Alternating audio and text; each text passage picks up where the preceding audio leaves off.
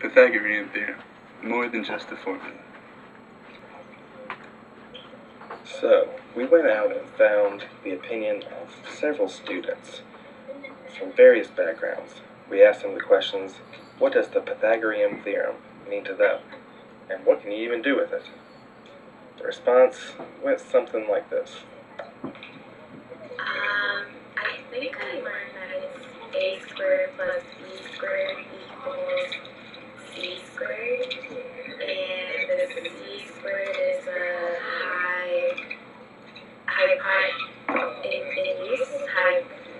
hypotenuse, and I don't remember if it's all triangles or just right triangles, but yeah, that's all I can remember from high school. So we wondered, is that it? Is that all you can do? Is it just a squared plus b squared equals c squared? Only dealt with right triangles? So it just let you find that hypotenuse? We didn't think so. So, we started out by proving the Pythagorean Theorem, because we gotta know that it's true if we're gonna work with it. In our figure, we have a square of side length a plus b constructed by four congruent triangles of sides a, b, and c as shown, such that there is a smaller square of side length c in the interior. From this square, we can see that the area of the entire square can be found by b plus a squared. Or, we can add up the areas of each individual part, as in a times b over 2 times 4, because we have 4 of the triangles,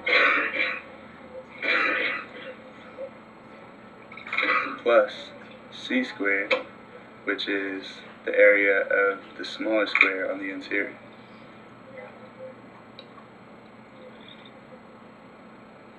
Now, because these two equations are calculating the area of the same figure, we can set these two equations equal to each other and solve.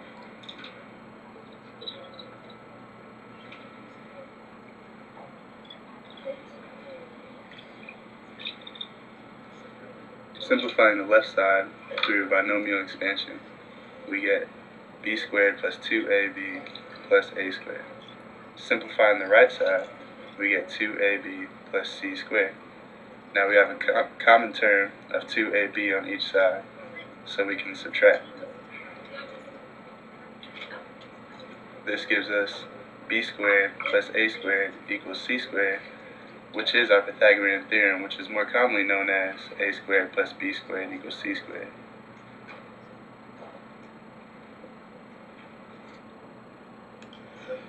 So, other uses and connections. We are going to talk about the law of cosines, distance formula, irrational numbers, and we may not go into it, but there's many other uses. So, if you don't know what these mean, pay attention. It's coming up. So first we ask the question, what if the triangle is not a right triangle? What if it's one of those obtuse or acute? Maybe you have to use something like this. If we have an arbitrary triangle, ABC as shown, we drop a perpendicular from vertex B and label its intersection with side B as point D.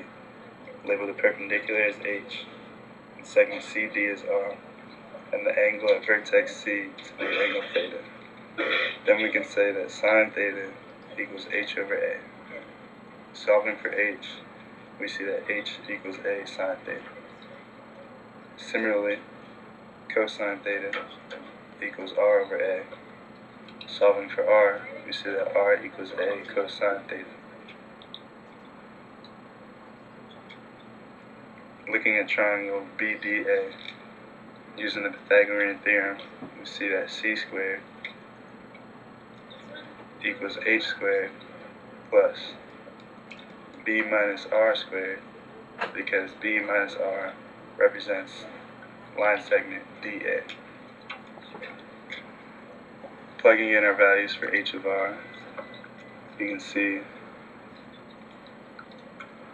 that this equals A sine theta squared plus B minus A cosine theta squared. Simplifying this expression, we see this equals A squared sine squared theta plus B squared minus 2ab cosine theta plus a squared cosine squared theta. Combining like terms with our a squared, we get a squared times sine squared theta plus cosine squared theta plus b squared minus 2ab cosine theta.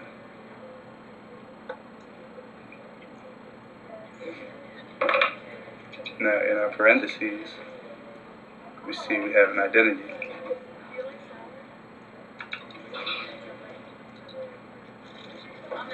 Sine squared plus cosine squared of the same angle equals 1.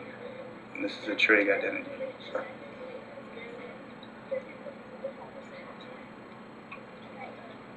Now back to our equality, we get a squared, and what was in parentheses is 1.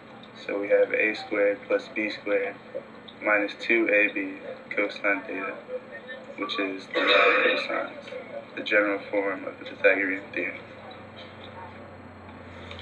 So, then comes up the question, what do we do if we have 2 points? Can we find the distance between them, or are we just stuck? How do we find the distance between 2 points? Well, let's say we have 2 points in a space on the xy plane. We can label our first point as x1, y1. And we label our second point as x2, y2. How do we find the distance between them?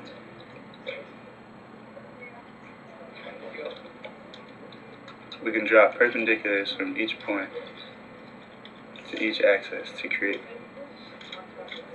a right triangle with the distance between our 2 points as the hypotenuse of this triangle. The point for the third vertex of this triangle is now x2, because it's the same distance x from the y-axis as our second point, and y1 because it's the same distance y from the x-axis as our first point. Now we have a triangle of sides A, B, and C as shown.